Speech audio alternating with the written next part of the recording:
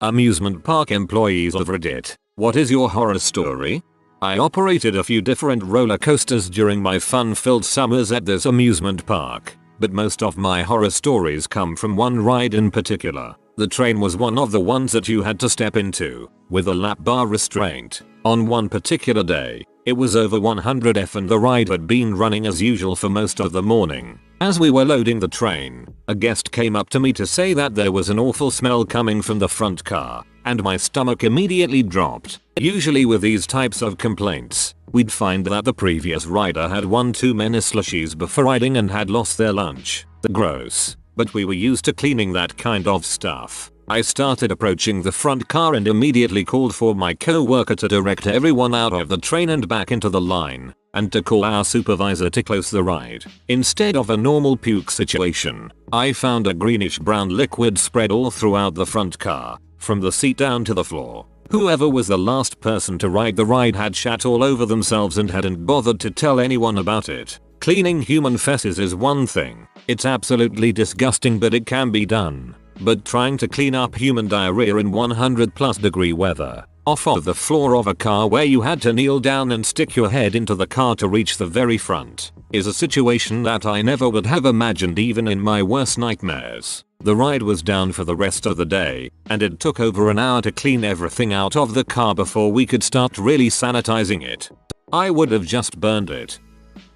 I was a caricature artist for Six Flags, and one day a dad and his son came up and wanted a drawing of the two of them. Now the way caricature pricing worked was we would charge per person in the drawing. The father and son wanted a simple black and white headshot of the two of them, and a black and white headshot was $10. So for the two of them it would be $20, before tax. I very clearly explained this to them, asking several times, "Are you okay with the ending price?" And they excitedly accepted. Fast forward to me ringing them up at the register, and I tell them the total, 24 something. The father's happy and friendly demeanor quickly dissipates, and he begins arguing with me about pricing. I calmly explain the situation with pricing and apologize if I wasn't clear enough, and gently remind him that he understood and agreed, otherwise I wouldn't have done the drawing. Big mistake. He gets angrier and starts yelling at me, cursing me out for lying and overcharging them to put a few more coins in my pocket. He accuses me of preying on parents and their children, thinking I can take advantage of them because they're stupid suckers. He tries to take the drawing without paying, and when I hold it back and tell him he can't, he throws a $10 bill at me and snarls that that's all he's going to pay, that I'm worthless and my drawing isn't even good and doesn't deserve any more than that. I'm really upset at this point, and hand him the drawing wishing him a good day. "Frick you," he yells in response. The whole time his son is standing there, looking embarrassed and terrified. The dad proceeds to pace back and forth in front of my stand, alternating between coming back to the counter and yelling at me and chasing customers away, screaming at them about how I'm stealing money and how the stand is a huge frickin' ripoff. Thankfully his charade lasted all of 20 minutes and police finally got him out of there. Left me pretty shaken though. I had to take my break early and cried over my lunch. Should have torn the picture in two. I was working security at a theme park when I was 18. One evening one of the roller coasters that was stopped in the station got rear-ended by another. There were some injuries, nothing severe thankfully. I did however end up staying up all night, after the park had closed, sitting on the coaster to ensure no looky-loos or news media tried to get access to the cars. It was dark, creepy. I was 18 in a closed, deserted amusement park. Oh, it's not like crazy hobos are going to get you in the middle of the night. The raccoons on the other hand. A few years ago a smallish theme park in my state made some kind of mistake when chlorinating the wave pools and made a bunch of chlorine gas and 26 people had to be taken to the hospital. Holy frick, chlorine ain't nothing to frick around with. One of my supervisors got fired for shooting up in the supplies closet, then taking a golf kit and accidentally running over a child. He was rehired after he went to rehab and then tried to sell drugs to the staff every day. LOL. Accidentally running over a child. Lifeguarding at this lazy river tube pool. Basically just tell kids to get back in their tubes all day. These two guys like 30 years old are arguing in Polish or something, floating all around the lazy river. They are on lap 2 or 3 of arguing and really going at it. One of them pulls a knife out of his trunks and stabs the other guy's tube. He walked around to the end with his pop tube while guy with the knife proceeds to just hop all the different fences to get outside the park and is not seen again. Many moons ago I was an assistant director of training security at a park known for its cartoon mice. While doing the walk around the park with a group of new hires I got a call about a possible indecent exposure incident at Fantasyland. Knowing that was the most popular place for children in the park, so much more than Toontown, I rushed the new hires through the backstage area to cut travel time. While we were backstage behind the Small World ride, one of my trainees pointed out someone dropping their pants and leaning against the building. Before we had a chance to close the distance between us and the guy, a blast of brownish yellow liquid exploded outwards in a fan pattern. I stopped the group, got on the radio and informed them of the bio incident, then slowly made my way to the guy. When I was about 10 feet from him he looked up, smiled, then blasted the wall again. Without a word he pulled up his pants and started to walk away. His pants were soaked with liquid crap and pee. Before he was able to leave the area, Anaheim police apprehended him. After questioning him they called for an ambulance. Upon talking with the police sergeant, found out he was a well-known homeless man in neighboring city of Orange, usually picked up for swinging his dong at traffic. The kicker though was, he wasn't the subject of the initial call. When we finally got to Fantasyland we found out that someone was complaining about a woman breastfeeding. 3.5 years of working there and that is one of the events that still feels fresh in my mind. Why in TF would someone complain about a woman breastfeeding? It's not like you can really see anything but side boob, I guess. Nothing scary ever really happened at the rides I worked, but the worst thing was telling people they were too large to ride. It was always pretty awkward and some people just didn't understand you could not ride the ride if you couldn't buckle the seatbelt. This is what caused my husband and my best friend to lose weight. Both of them had a heartbreaking experience of being told that they couldn't ride any of the rides in a park because of their size. So Six Flags has a lot of really dumb rules for their employees, which causes there to be a crazy high turnover rate. That, on top of the fact that on this particular day it happened to be the hottest day of the summer in New England, meant that after having only worked there for 2.5 weeks I was the most senior person in my department of Kidzopolis. This means I have to run the whole operations schedule for my department and tell everybody where to go and what to do all day. Keep in mind I don't even know half of these people's names. On top of that nobody knows how to operate the freaking Zoom jets. So my supervisor grabs me first thing in the morning and tells me he's going to teach me how to operate this ride. Things are going alright when about halfway through this training my supervisor passes out because it's like 110 degrees. So now I'm supposed to be leading this department full of people I do not know, while operating a ride I do not know how to operate. And if I have any questions then I have no one to ask because my supervisor is unconscious somewhere. Meanwhile I'm getting calls and someone's like, hey, so Sally passed out in the splish splash zone, and I'm just like, who the frick is Sally?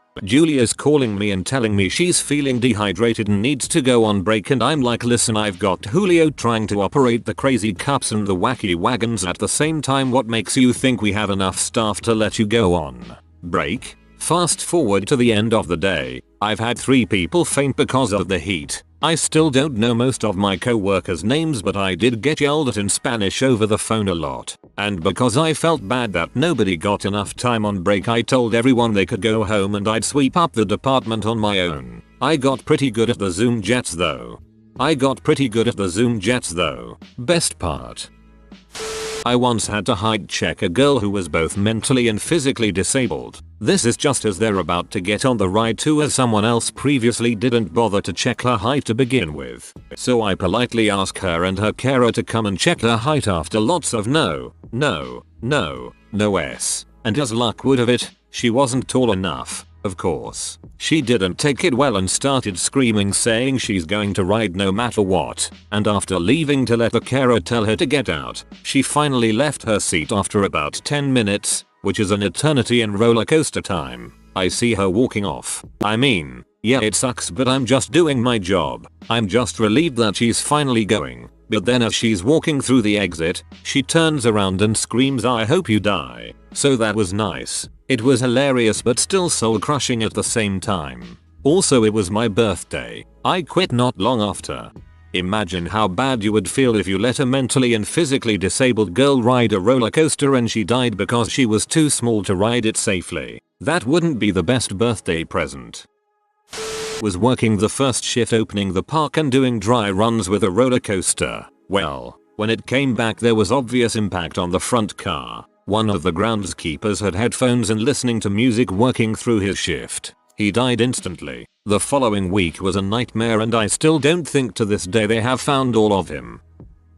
A huge storm was coming. I was operating the railroad at the time. Unfortunately, we left the station right before they were able to call us to close the ride. So as we are on our way, suddenly there was a huge downpour. Upon arriving at the station, we were immediately directed to an employee shelter. Now this is where even more of the interesting stuff happened. 1. People were stranded at the station away from the entrance, wanting to ride back. I had specifically warned that the ride can close at any time before people boarded. 2. We were told that we cannot suggest any shelter because that would make the park responsible. 3. A baby in a stroller was abandoned in the storm near the kid area.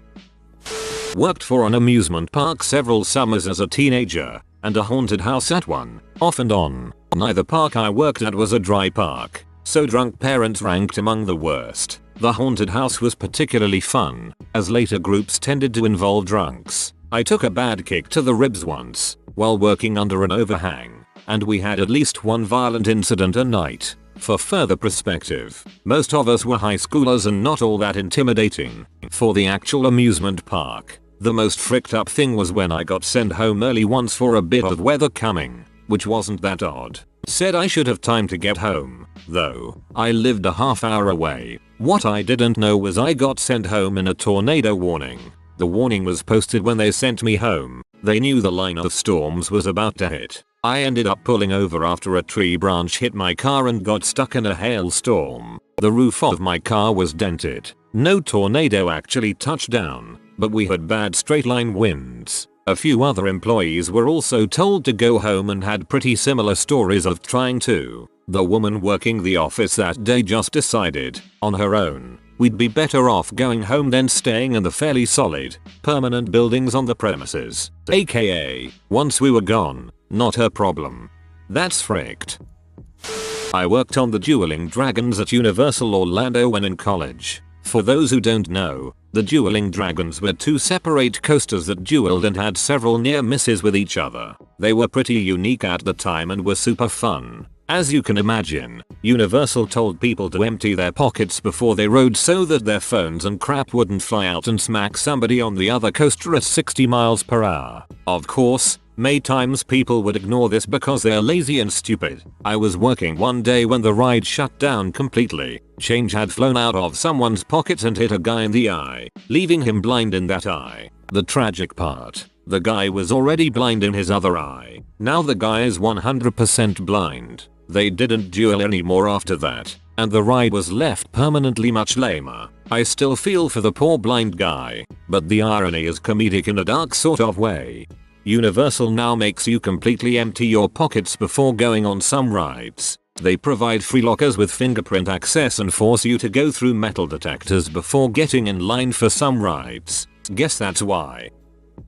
I worked at a water park when I was in high school. Not the sort of amusement park most people think of, but still an amusement park. The park had lots of large pools with a shallow section and a deep section, separated by rope. For some reason parents thought that their kids splashing around in the shallow end qualified them to swim in the deep end. When you're a lifeguard you're supposed to scan the pool every 30 seconds to check on everyone. 30 seconds is a long freaking time. On more than one occasion a kid would wander over into the deep end. They would be okay for a few seconds but would panic and start drowning. Unlike what you see in the movies, someone drowning is a fast silent affair. Splashing is the exception, not the rule. Usually it didn't take too long to spot someone drowning. The problem was that when a guard blew the whistle and jumped in the water people would start flailing like chickens with their heads cut off. Unless the pool was nearly empty this significantly slowed things down. And then there's the people that tried to help. Unless you're qualified guard, stay out of the way. On more than one occasion kids got pulled from the water pretty dang near death. Giving a kid CPR is not a pretty sight. One kid did die during the time I worked there. Thankfully it was on a day off. It doesn't help that some kids are totally fine to be swimming in pretty much any depth swimming pool while others are totally helpless. I don't remember not being able to swim, but my lady only learned when she was like 11 or 12. Not really a horror story, but it was scary to me. I worked at a children's amusement park and they had me operating the Ferris wheel, which is a rough ride to operate. You have to balance it and put people on of similar weight on opposite cars, so it's a lot of stopping and loading before letting it go around a few times. As you can imagine, it's difficult for a teenager to explain to an overweight couple why they can't get on the ride when the only other person on the ride is a skinny kid. I was supposed to only be on the ride for 2 hours. They left me there for 4 hours in direct sunlight with no breaks. After 4 hours on a busy day with no water and no break and getting sick of having fat people yell at me for not being able to get on immediately, I lost track of whether it was balanced. I wound up making it go backwards and people freaked the frick out. That's happened before, but I was usually able to stop it before it went all the way around. Not this time. I physically didn't have the strength. Luckily the owner was around and stopped it. People were pee. When my supervisor came to see what happened, I said that's what happens when you leave someone on this ride for 4 hours. No idea how I didn't get fired. No one was hurt, but they sure as frick were terrified. I worked for one summer at a Nascar speed park and it was probably the craziest summer of my life. So many injuries but nothing ever happening. When working the go-kart tracks, if there was a wreck you were expected to run across the tracks dodging cars and unlodge the stuck car all before more cars zoomed past. The worst day though was on the 4th of July, watching a man have a heart attack because I was the first person to get to the car when it stopped and had to wait with him until an ambulance showed up. Finally, one I can answer. I was working in an amusement park as a 19-year-old and was on the turnstile talking with guests and checking everyone off. About 3 in the afternoon, a very young girl, about 6 or so, came up with her father, both in swimwear. Not unusual, since there's a water park attached to the regular park. However, there is a rule in the park that you have to be wearing a shirt to ride the ride, and the girl was in a 2-piece suit. I informed the both of them that the girl needed a shirt, and we would be happy to save their spot in line if she had a shirt she could run and grab. Her father raised his voice and loudly asked why I was looking at his little girl and shouted about me being a pedophile. I backed off and told him he misunderstood, but he kept shouting back to the line behind him about how I was a sicko, and only stopped when park security arrived a few minutes later. One of 2 times I felt like I was actually in danger. The dude was furious. People like this are awful. He fricked up, knew it, and was literally willing to start a fight to hide it. I used to be an operations lead on the Jurassic Park ride at Universal Studios Hollywood. One day, I'm working the dispatch board, JP3, sitting in the operations booth when a phone rings. The lead manning the cameras answers, then suddenly slams the emergency stop button, shutting the entire ride down. We'd stopped for a moment so we could offload a disabled guest, and some brain surgeon was annoyed at the delay, so he lifted his kid out of the boat and sent him to call the booth from the emergency phone right next to the Jeep drop effect, which back then was still functional. If we hadn't been shut down, the kid very well could have been killed. We evacuated the ride and stayed down for 5 hours because we couldn't get the water pumps back up and running. Dad and family were escorted from the parks on refund, though they pitched a fit. Another time, we had a couple of kids running around assaulting the costumed characters and then taking off. We had rough descriptions, and I just happened to be at the front entrance while a character was walking around. I saw one of them making a running approach on the mascot, and threw a nasty block into him as he tried to pass me. He went down hard, and stayed down when another escort dropped on top of him. He and his buddy were arrested, and I got a nice bonus for stopping them. Imagine being in such a rush that you end up delaying yourself for another 5 hours. This doesn't necessarily have to do with working in an amusement park, but it did happen in one. I worked in food, and sometimes had to cover stations that weren't my home station. The one time I got put into a Dippin' Dots truck, everything was fine for a while, but nobody was checking in on me. I had to pee so bad, but I was really busy and I couldn't close down to go to the bathroom. Well, it got so bad that I ended up peeing myself. Of course, 30 seconds later, someone from security came in and asked how I was doing. I pretty much said that I peed and bolted. Told my manager I was sick and clocked out and left. I was mortified. It gets worse. Like 3 years later, I was on my senior trip for high school and a bunch of us were sitting around talking about jobs we'd had. This one guy, that was pretty mean, started talking about how he had to clean up pee in a Dippin' Dots truck cause some butthap peed himself. He said it was in the summer after 9th grade and he was pretty sure it was by the little kids section, which was where I was. I had never felt like I had such a weighted secret in my life before. Now I think it's funny, but I still have never told anyone that happened. LOL.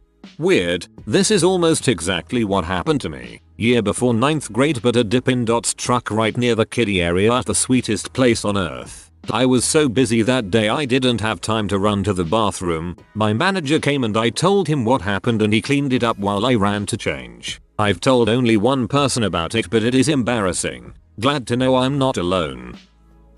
Worked at a large amusement park in the Tampa Bay area. 2 stories come to mind. The coaster I worked on had no floors and someone's change from the front row fell out of their pocket and hit the person in the back row near their eye. Coaster came back with a lady bawling and blood all over her face. The second was someone threw up all over our elevator in 100-degree heat, with no AC. I drew the short straw on cleaning that up.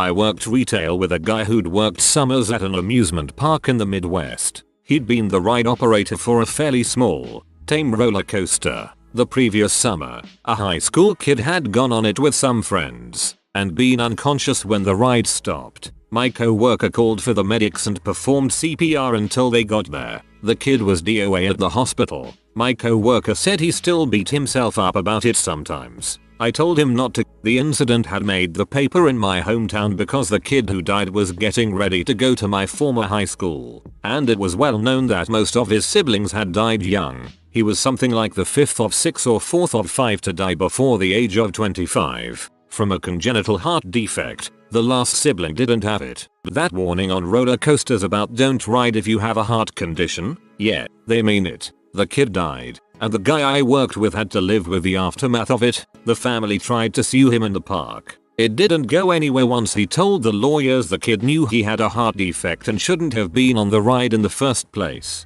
Man, like it's obvious that family was going to lose that lawsuit. But honestly, I can't even imagine how they would feel. Like they just lost their child while he was trying to enjoy himself. I wouldn't even know how to react.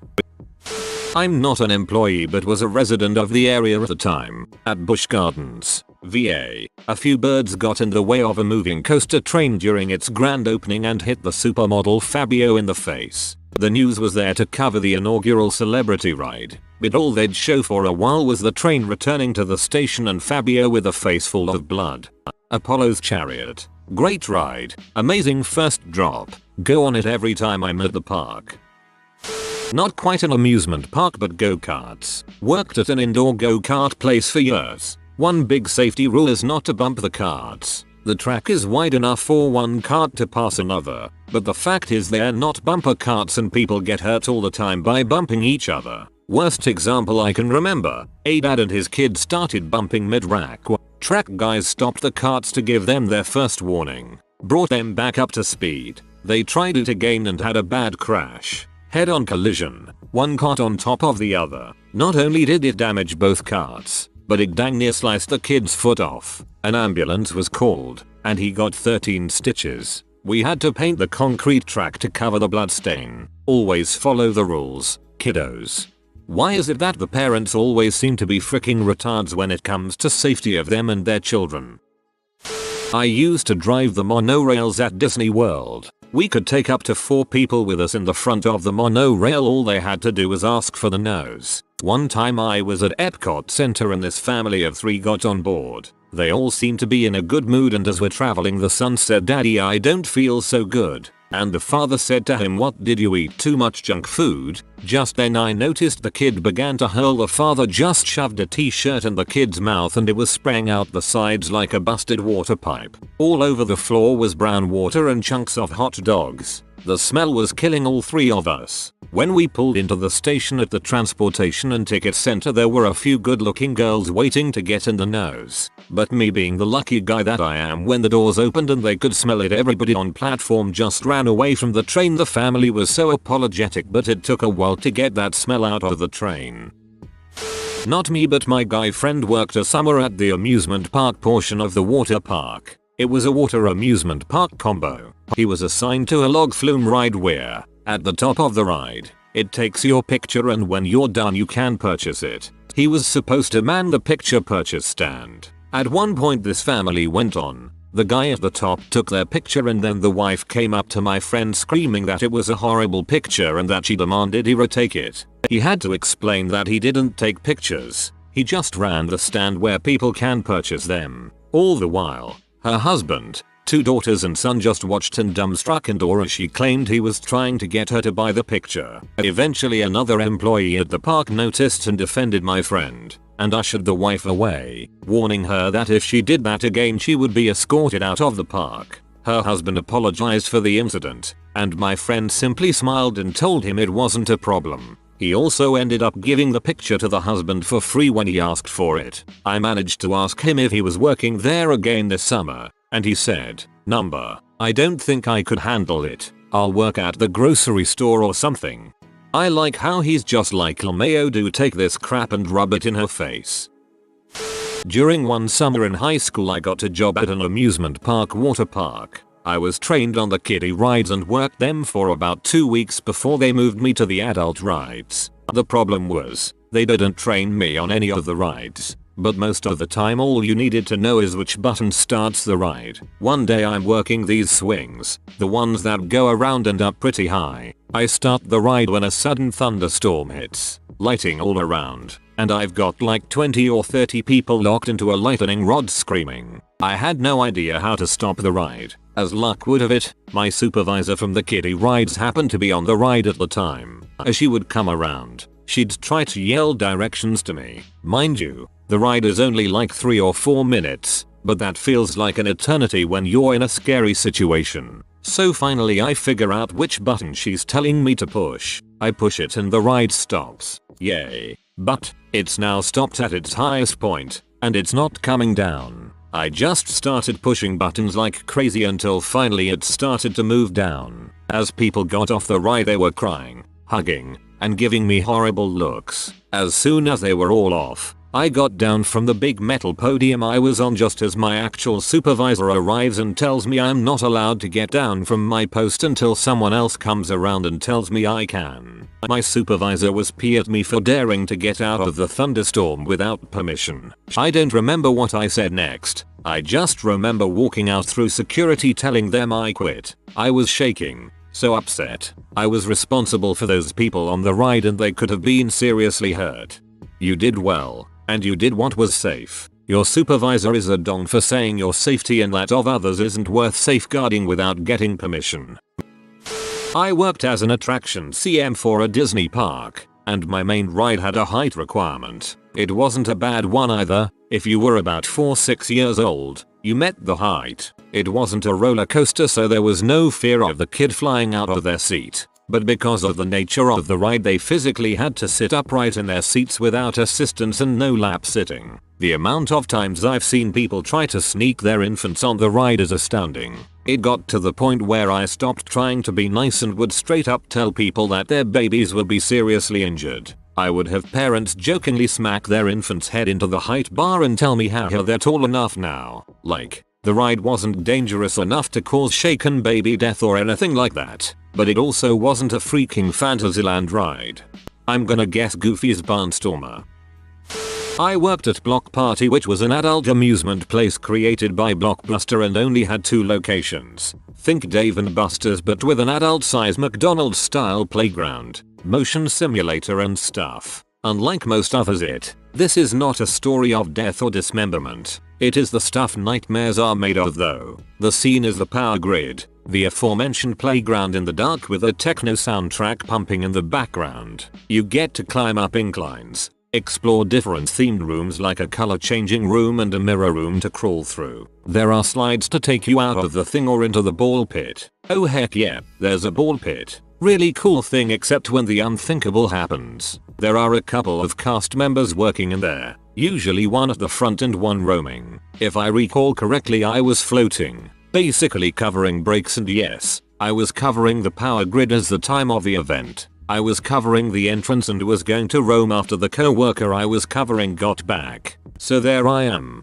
helping guests get their card in the turnstiles right, because following the arrows is hard, and telling them the rules. After that, it is watching them take off their shoes and lock them up. Now that the scene is set, onto the event. I got a complaint about a really bad smell in there and had the roam try to find it. There was only one way to do that: crawl through it yourself. She did find it in the mirror room and reported it to the manager. The manager went to find out what was up. The manager could not tell what the source was since it was so dark. I went to the control panel and turned on the overhead halogen so she could have better look. I'm told she became real religious as the light hit the mirrors up there and screamed out Jesus, Mary, and Joseph. I cannot confirm this as her prayer could not be heard over the thumping of the bass line being blasted through the speakers. It turns out someone had smeared crap on the mirrors and floor of the room, little human crap, and people had been crawling in it, getting it on their clothes, and spreading it throughout the apparatus.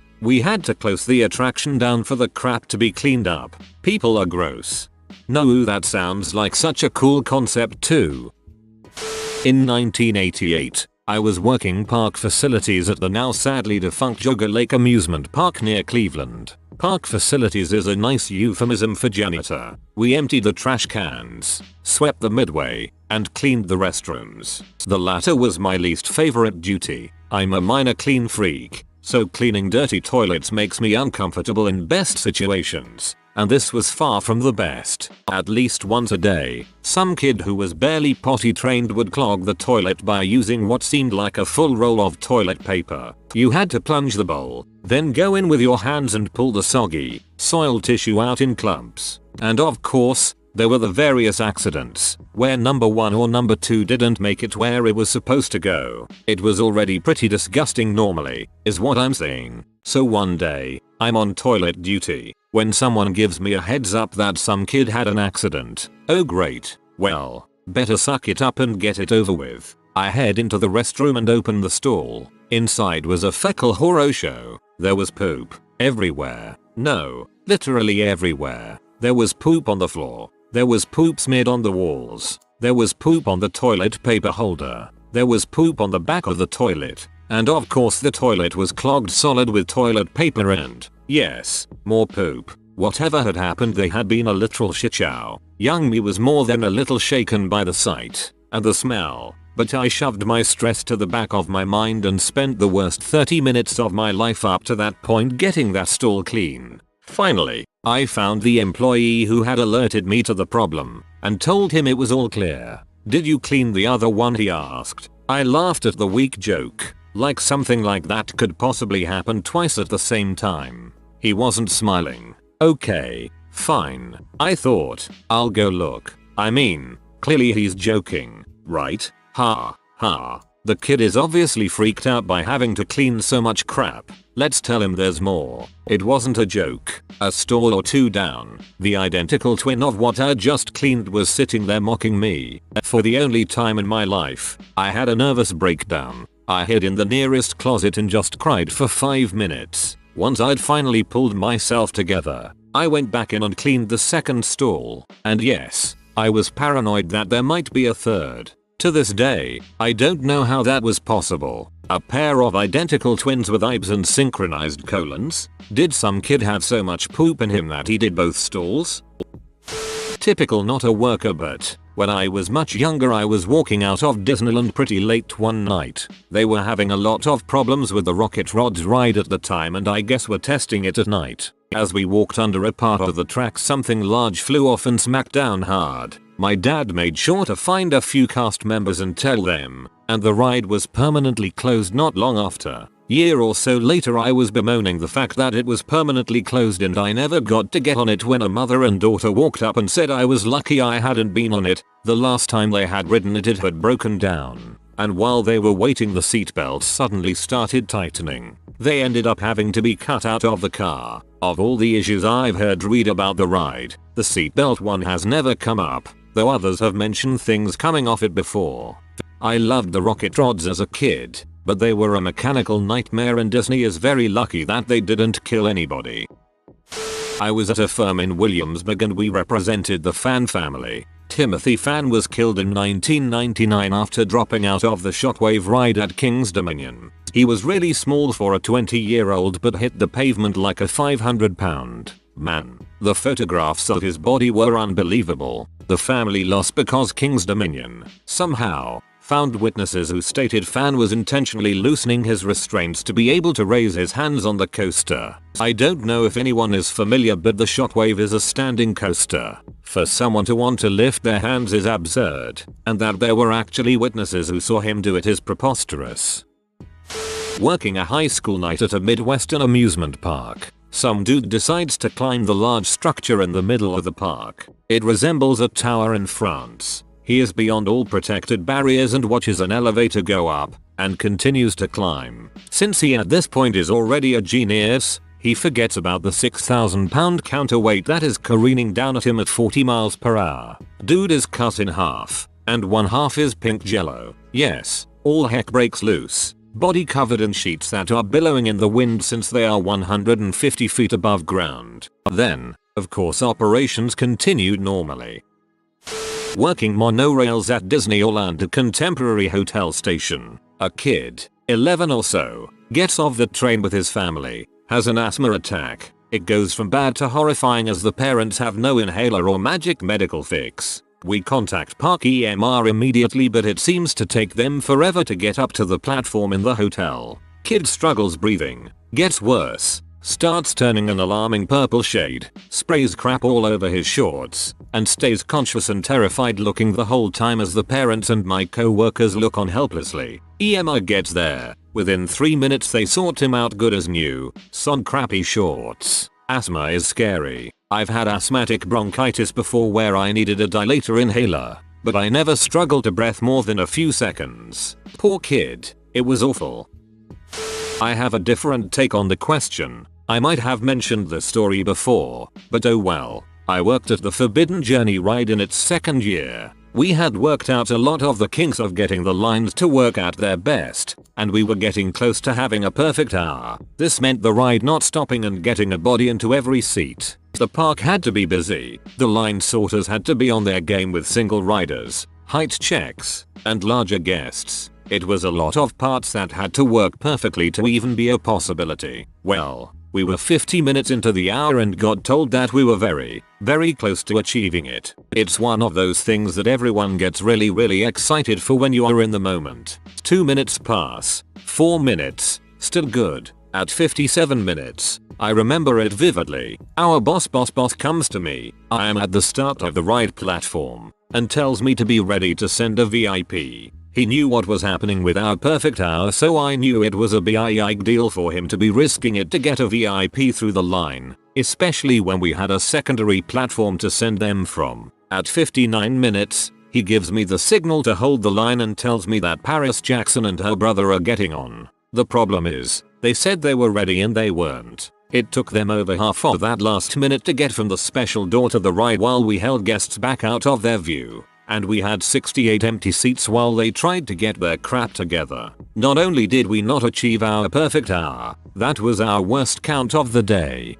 Hey, I also worked at Journey in its second year before transferring to Dragons and finally Hippo.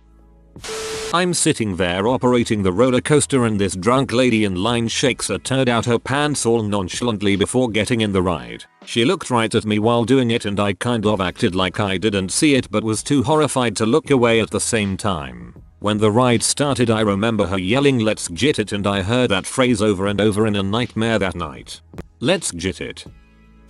I have to. There was a resident idiot that helped with maintenance before the park opened for the day. One of his jobs was piling the roller coaster track. This involved riding the coaster with a soil can thing and squirting oil on the track as it went around. For one part you needed to be in the front car. For another you had to be in the back seat. So normal process was to ride it once in the front car, then switch to the back car and ride it again. Instead this dumbass decides to jump from the front car to the back car while he was at the top level of the ride. He missed, fell 3 stories, and landed flat on his back. Unfortunately, he landed on 3 concrete stakes that were used as part of the tie-down structure. They pierced him in 3 different locations, as in had to be cut off. Him pulled off of them before they could take him to the hospital. Miraculously, none of them went through any of his internal organs, and none hit a major vein or artery. He ended up fully recovering. The amusement park was the place which did the fireworks show every year for the 4th of July. It was in a big public park with a lake, and the fireworks were set off by some of the employees from an island in the middle of the lake.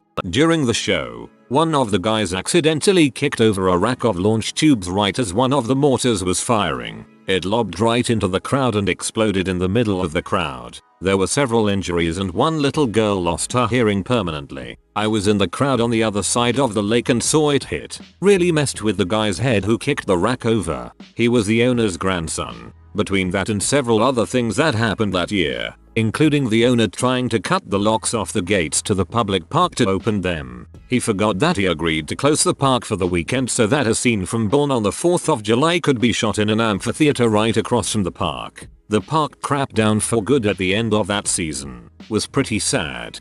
I would freaking hate to be that guy who made a little girl deaf permanently. I hope both her and that guy aren't too bad off. I worked at an amusement park where one of our goals was to guest relate as much as possible. One day a kid told me hello after looking at my name tag. The name wasn't correct except for the first letter. I was having pretty rough day and I replied half-heartedly, without even really thinking, "Can you read, man?" His mother then told me the kid was blind in one eye. I meant to apologize, but instead asked "Oh, he is?" It was a girl. Worked security at a Six Flags. The thing that sticks out the most to me was around 13 years ago. On a 4th of July, I went with a group of other security officers to help out at Hurricane Harbor since they had more guests than usual show up. Come to find out, the increased attendance was because of a radio station that was banned from Six Flags announced that rapper Mike Jones and his crew were going to be at Hurricane Harbor that day, and the station was awarding tickets they didn't have to listeners. So what ends up happening is that a bunch of different street gangs decide to show up so they could hang out with Mike Jones. So the place to hang out is the wave pool. Every 45 minutes there is a 15-minute safety break where everyone has to leave the wave pool. When this happens, most people just get in the lazy river that flows around the wave pool. Well, during one of these safety breaks, all of a sudden I start hearing people simultaneously yelling, "I," and then see all kinds of people running. Next thing I know, there is a gang fight in the lazy river. Well, one of the first things we are taught is to never get in the middle of a group fight because they will stop fighting each other and start fighting you. Well, a Hurricane Harbor security officer decides to ignore all that and jumps in and gets his butt kicked. I think he actually got yelled at more for getting his radio wet than for getting beaten up. There were a few more fights after that, so then the park called the police to send more officers to help. We ended up having the local SWAT team out there helping out. Every safety break after that had us in high alert for people fighting. People were floating in the lazy river during the safety breaks just looking at us and bragging about all the trouble that was going on and the fact that the SWAT team was there because they were so crunk. I remember going home that night just being mad at people in general and wondering how they get off on acting a fool. Every year after that, there was always a group of Six Flags security officers that were sent to Hurricane Harbor specifically to help out with the wave pool and lazy river on the 4th of July. No matter how many people were in attendance that day, I have not been to any amusement park since I quit because of stuff like that, and do not plan on going anytime soon. I used to work at the Jurassic Park River Adventure ride at Universal Orlando. I have seen a few and heard of a few stories. One I have seen was someone got out of the boat right after the Ultra saw part and just walked off the boat and stood there at the platform with the look of "now what?" Our guys on camera didn't notice him because he got off at a part where the camera can't see you too well. Turns out the guy was having a panic attack and decided that's what he needed to do. Guy watching cameras was either fired or transferred, which was too bad because he was really cool. One story I have heard of was during Grad Bash where people from University take over the park for a night. We had a girl fall out of the boat by the Ultrasol Lagoon and nobody said anything and we didn't see it on our end. Ride was crapped down looking for this girl and no one found out where she was until at the end of the night where she turned up for the bus to ride home. Turns out she was found walking around backstage, soaking wet and was escorted back into the park. No one had told us until after the event was over. Some minor ones are the amount of people who won't take their hats off on the ride and I being where the T-Rex attacks you. I have to stop the boat from going down the hill until hats came off. Also if you go on YouTube you can a video where someone jumped into the part of the ride to go retrieve their hat right where the boats land. Safe to say they were banned from returning to the park ever again. That Comcast gem gives me a new level of respect for that ride.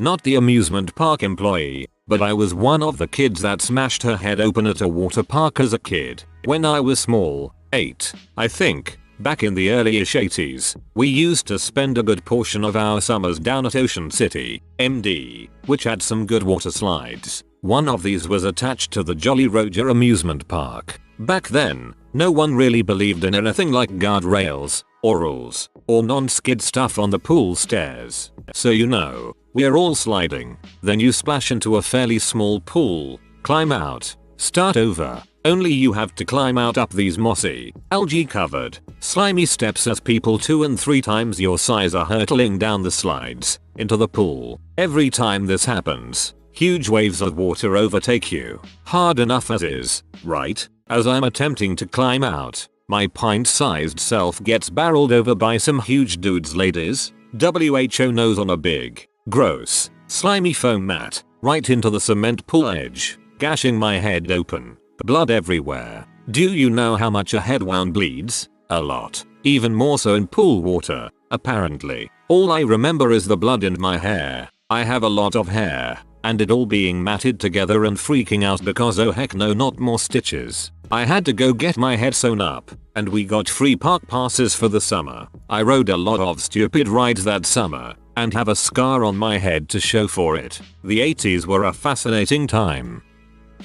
I work a roller coaster that has since been remodeled in a resort in California. I had a train pull into the station. A guest sitting in the middle of the train was passed out, and his friends were freaking out. I told them to leave their friend in the train. We got the ride crapped down, and the guest started having a grand mal seizure, bit his tongue, blood spraying everywhere. His buddies told me to do something, get him off the train. They were panicking. I told them to leave him be till the seizure passes. It's better he hits his head on the fiberglass than the concrete, and don't hold him. It can injure the person having the seizure as well as the person trying to restrain him. Every once in a while, when a guest tries to be funny and pretend to be passed out as a train pulls into the station, I switch into emergency mode, getting ready to spring into action for another seizure. I was the team leader, shift manager pretty much, for one of those Raft water rides that sits 12 people on a giant inner tube. A child that was maybe 12 or 13 years old had a seizure while going down the final drop. Because he wasn't going to be able to get out of the vehicle, we pressed the emergency stop which drained all of the water and we removed everyone on the ride. As I was waiting for the EMTs to come and help with the child, I got a call on my radio to report to the top of the lift right away for another emergency. I run full speed through the ride and up the 5 stories worth of stairs to get the top. The vehicle at the top had gone over the crest but from some reason did not drop into the water, so the boat was literally teetering on the lift. If it had fallen it would have been about a 10-foot drop on solid concrete. I had to lead my team in evacuating the entire section of the park while EMTs treating the kid with the seizure and now the fire department coming to help get these people off the ride safely while rocking the strongest poker face I've had to keep ever. The conversation with the people on the boat on the lift went something like this. Is everything okay? We're just having some technical difficulties. We unfortunately need to remove everyone from the ride. Just please remain seated and we'll get you out in no time. Why can't we get off now? Your boat stopped in a weird spot, so we just need to wait for someone to come tie the boat off. Are we in danger? No, not all. But for all that is holy, don't bounce around too much. And please ignore the news helicopter in the sky. Worked at an old western movie studio turned theme park. At one time, Gary Busey was filming a movie there, and that's a nightmare in itself. He ended up stealing someone's car and doing donuts in the middle of the desert for an hour. Not me, but my sister worked at Walt Disney World and she told me that one guy stuck his whole hand in the water, even though they tell you keep your arms inside the vehicle, and it got stuck in one of the mechanisms and pulled his finger out and they had to go fish for it. I worked at a popular southeastern theme park. Everything is actually on the up and up there except I accidentally broke a co-worker's ankle. It was super busy and I was running the gates. She kept bitching to hurry and close them as soon as guests were clear. Well, guest cleared but she didn't. Closed them and broke the old lady's brittle ankle. If you are new to the channel, you can subscribe. I publish new videos every day. Until then, check another video.